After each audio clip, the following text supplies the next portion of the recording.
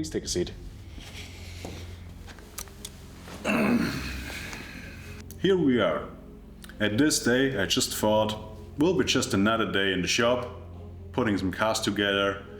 But then the white 60 appeared in my driveway. I have to admit, the owner sent me before some pics, so I thought it is fully restored. But yeah, it had some major flaws.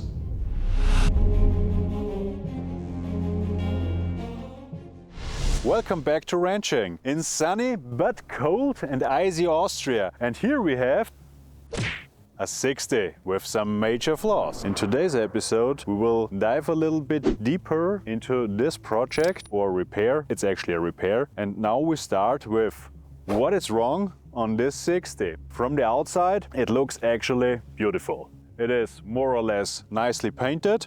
And when you look around, seems like a really nice 60. A little bit about the car. It's a 82, so one of the first 60. It is a 4-gear transmission, not a 5-gear. It has a 2H engine. It's a little bit different than a 61 and the later 60s. This car is deregistered actually since 2000. 25 years since it last drove legally on the Austrian streets. In the meanwhile, it had several owners. Everyone did a little bit on it. A little welding, a little painting, a little Bondo work. And as it is, everybody sees a restoration a little different or a repair. And that's the case on this car. The thing is, the car has now a new owner who bought it like this, already painted. And he did ask me if I could overlook everything and give him... Warte mal. Was geht schon? The new owner contacted me and wanted a little overview and wanted to know, is there flaws on the car? Is everything good? He just wanted to know in which state is the car. Problem is, we found some things that are actually not so good. I have to say the owner don't want a perfect 60. He just wants to drive it as a daily or a little bit of an off-road rig in the summer. What is totally okay. I mean, it's a nearly 50-year-old car, so it has some flaws. The first thing is, it is painted nicely. But as it is with most of these cars, they are actually welded extensively, like you have seen on the 61s. Here the fenders are for sure welded, and you see it already starts to crack. And these cracks are on the fenders, a little bit on the doors and on the rear quarter panels. What is actually not bad. I mean, the car had a history before the new owner, so let's go with it. And he is also okay with it to repair every year a little bit or paint some parts. It's just how it is. What is really wrong on this car is actually what they did or have seen as a frame repair.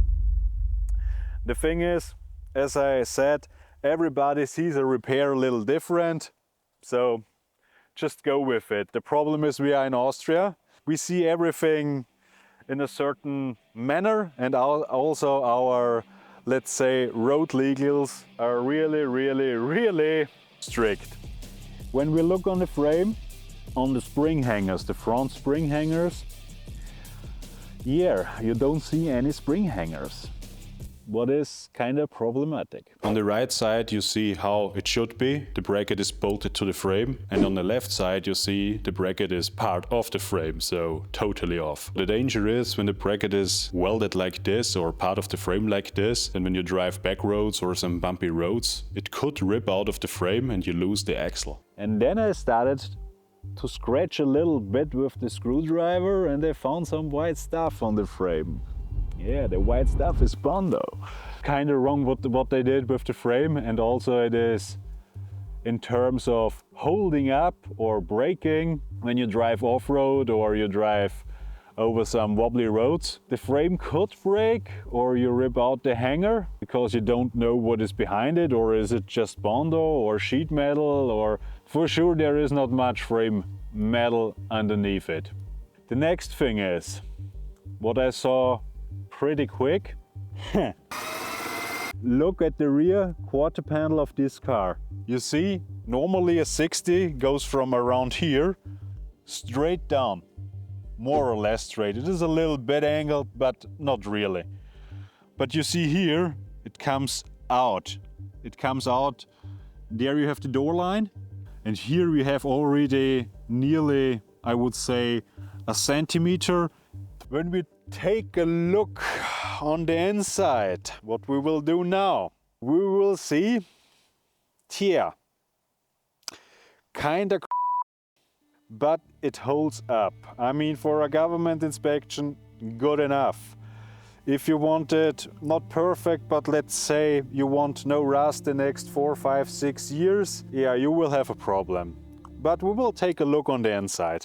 Okay, what we see here is sheet metal. More sheet metal and more sheet metal.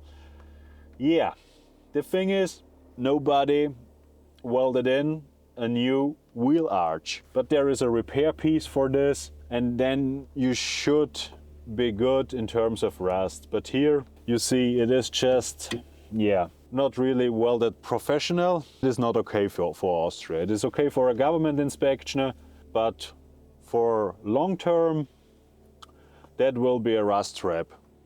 The same is it on the other side. And then we have another thing on this car. When we look around here, we see it is heavily welded. When you looked at my welding guide, I welded in the same piece on the 61, and what I did looks kind of different in terms of it is professional and it will hold up. And this is, let's say, there are some projects left on this car, and now where these cars are kind of old, kind of expensive and kind of rare, you shouldn't do it that way. They don't build these cars new anymore, so yeah. And now, after this little overlook, we will drive to the shop and take a look from underneath.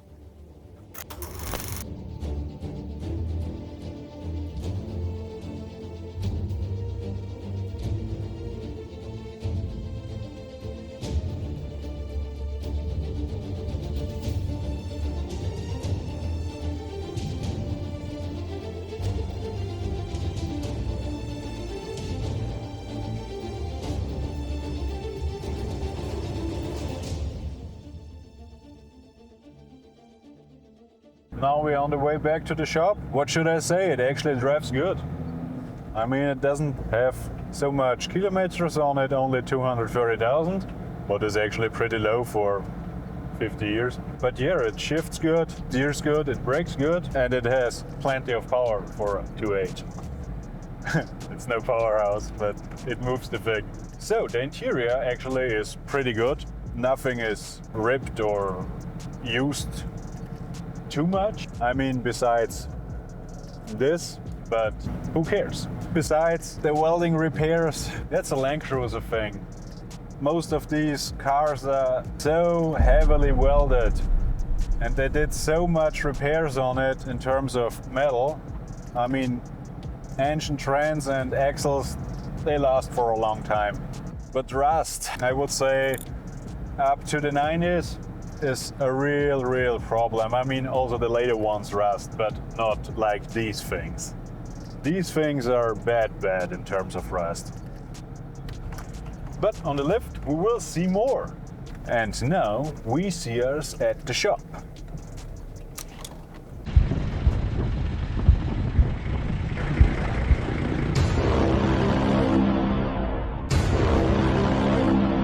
No! God, please, no! No! No! No! Tell me about the police encounter. Yeah, the police encounter. I actually drove some back roads with the 60. There were dealer plates on it, but I forgot the paperwork, so I decided to drive some back roads. At some point I had to hit the main road, and yeah, I hit the main road, looked left, 2 police cars, and I don't know, like 5 officers. I was standing there and they were looking, and I was looking at them, and I thought, luckily they had better to do, and I just drove by.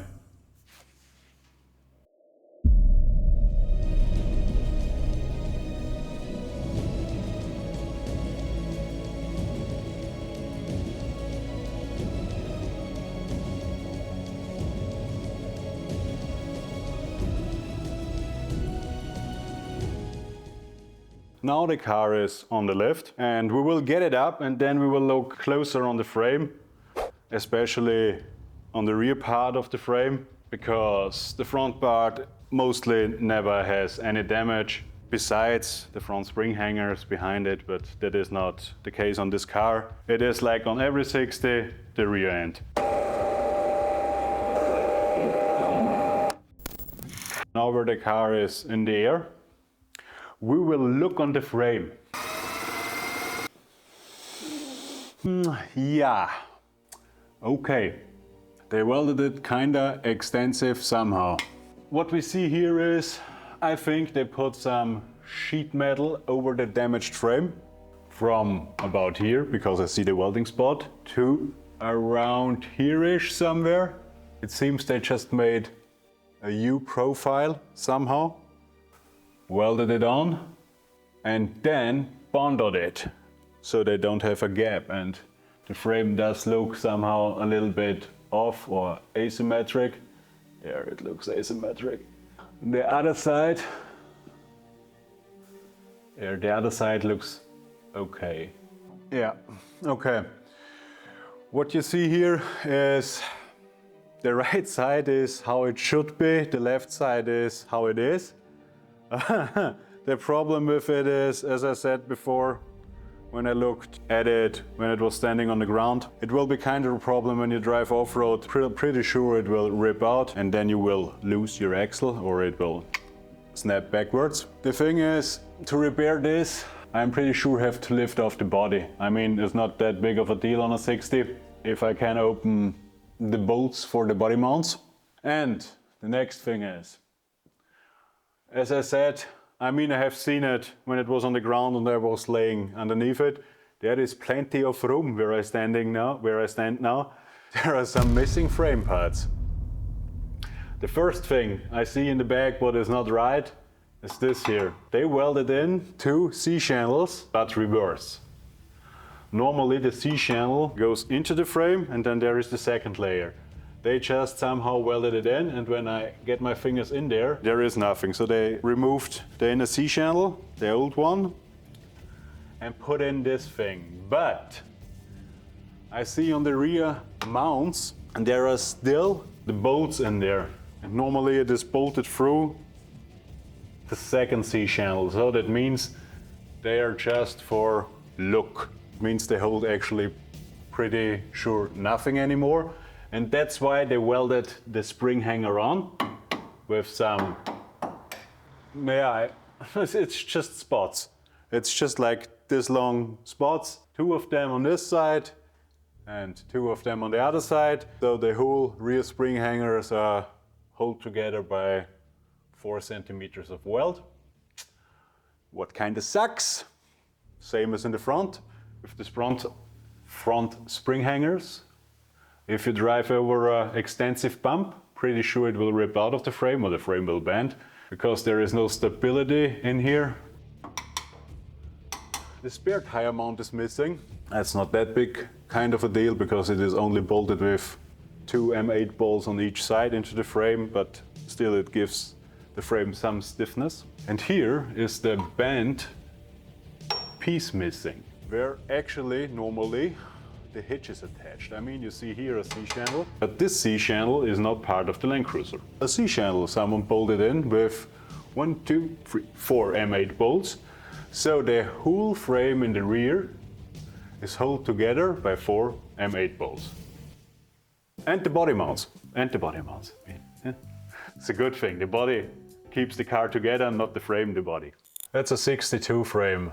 It's from 89, so it is a little different. This bent piece should be on the frame. This piece is just on the later ones, straight piece, but the bent piece should be on it. With the bent piece, I probably have to make one because I have no frame where I can part the piece out, but it is not that difficult to make, so we will make one. The problem is, we have here the hitch. The hitch is bolted with some M10s, and here also, but actually the hitch is just holding on this part of the hitch on the C-channel what is bolted with the 4 M8s. So yeah, Actually, in Austria, you can tow with these things 3.5 tons. That is legal. So, I don't think 4M8 bolts can hold 3.5 tons. Then I see a bag. I see a bag. So, someone put a bag, no, it's a Tupper box.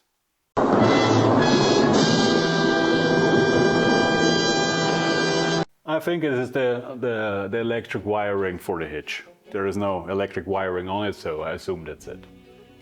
The next thing I said is extensive Bondo work on these cars. This one for sure has some extensive Bondo work. I think they just cut off here the layer where it comes normally together. I mean, I did the same on the 60, but yeah, I welded it first of all straight in it. That is far from straight. Then I see each welding spot. I see it. There is not much anything over it. I see where they stopped to Bondo it.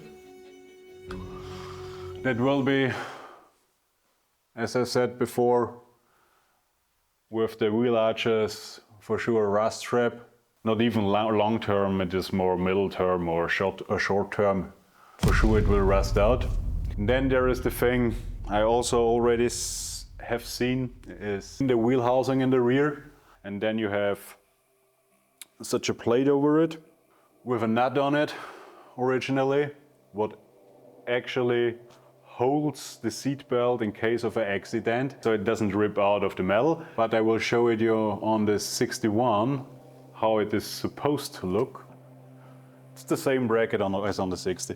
So that is how it should look like. Would be kinda if you have an accident, and I don't know who will sit in the back, but we knew that before and there's a lot of things, but we will address it. It's the same with here, the quarter panel. I mean, you can see where they welded in the sheet metal. This just, it's not even a line, it is just, I mean, still I have to say, it's a 82, so for sure it lived before. I know where it lived because in the paperwork of the car, there is Salzburg as first destination where it was registered. What? And if you know a little bit about Austria, Salzburg is in the mountains, like high up. They have like a lot of snow, a lot of high mountains, a lot of salt. It's 82, so I assume it was already very rusty around the 90s.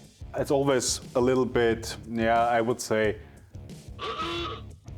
when a paint job is done like this, because sure it looks nice a year or a year and a half, and then everything starts to tear off, the Bondo cracks, then the first rust tears come out, and I mean it's a white car, so you will see every rust spot. Kinda sucks. So what I didn't see the last time, I see there is a hole. The car is standing now 3 weeks here. I mean, I knew the car was standing before like 26, 27 years or so. It's a long time. It's particularly a long time for every seal. And what also was not before was the differential here leaks. I mean, it is just the seal here. What leaks? But I assume they just made it somehow roadworthy look good. It is like with every 60 extensive welding. They are all extensive welded. I mean, look in my background, it's just 60. It's just a particular 60-40 thing. So the rocker panels, front axle. I already heard the front axle when I drove. The hubs are engaged. When I put it in 4VD, it doesn't hole loud, but there is a holing. And there is some play in the pinion.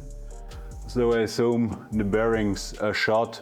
I mean, it's for sure the original bearings. There are coil bearings in it. So they normally last for like 10,000 years. I mean, I will open now the axle because I'm interested if there is oil in it. We will get a 24mm nut. Open the front axle to look if there is any oil in it. So.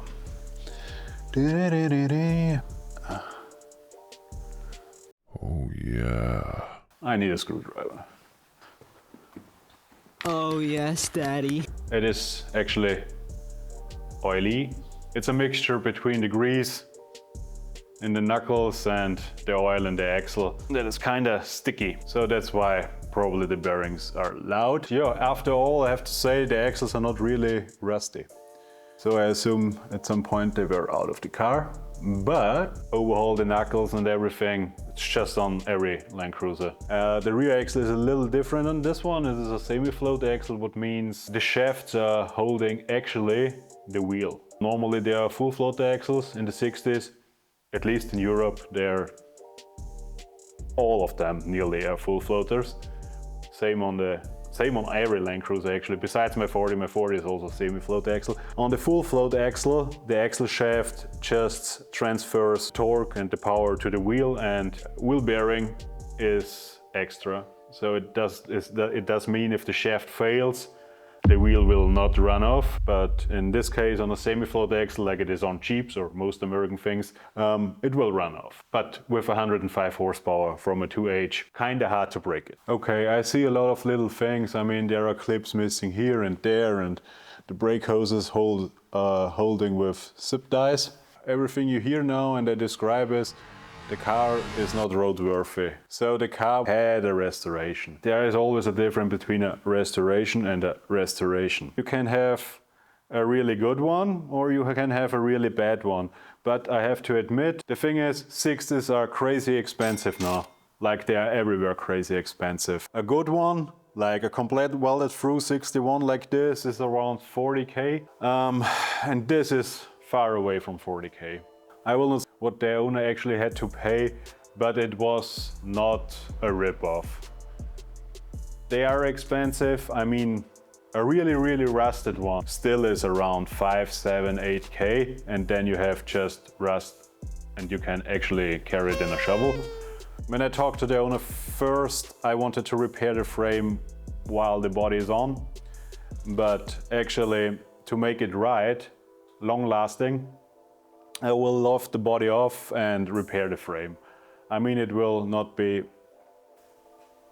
that more expensive because it's a 60 and it is so old school, primitive that it is actually pretty easy to lift off the body. Oh, there is a thing on the car what is kind of rare on a Land Cruiser. It's the front drive shaft. It's a double drive shaft, so it can make more angle. And only the early 60s had this drive shaft, so it's kind of rare. Also the same way is kind of rare, but this one is exciting. Now we will go a little bit over the engine. The engine is running, it doesn't drive bad actually. I think, no I don't, it doesn't miss some horses. I mean for sure it does miss some horses. I mean it's 50 years, nearly 50 years old. But with the small tires, kind of drives good. Also it is a 4-gear, what means it revs really high, around 100. But we will go now to the engine. And now we will talk a little bit about the engine. We are in the engine bay of the 60. What I have to do, for sure, a bigger service, adjusting the valves and everything, because I hear the valves. Flush the engine. So you should change regularly your antifreeze. Nobody ever flushed the engine. Oil-wise and coolant-wise, replace all the hoses. Because when I look at the hoses, they look like kinda original Toyota hoses. I mean, what is kinda hard to believe that are the original hoses, but could be. I mean, I did a lot of timing belts on the 80s, and after like 10 years and 100,000 kilometers, they nearly look new. So I assume Toyota does use some really good rubber. As I said, we will replace everything. Then there is something on this engine what is particular cool. What I would like to have, I don't know if it fits on a 12 HD, but there is the oil filter. There is a centrifugal, in German it's a Zentrifuge, but I don't know if I pronounce it right, but we'll go with it. Oil filter on it, what it does is get the heavy particles out of the oil, because there is a spinning piece in there, what is like washing machine style. And so the oil filter should stay longer clean.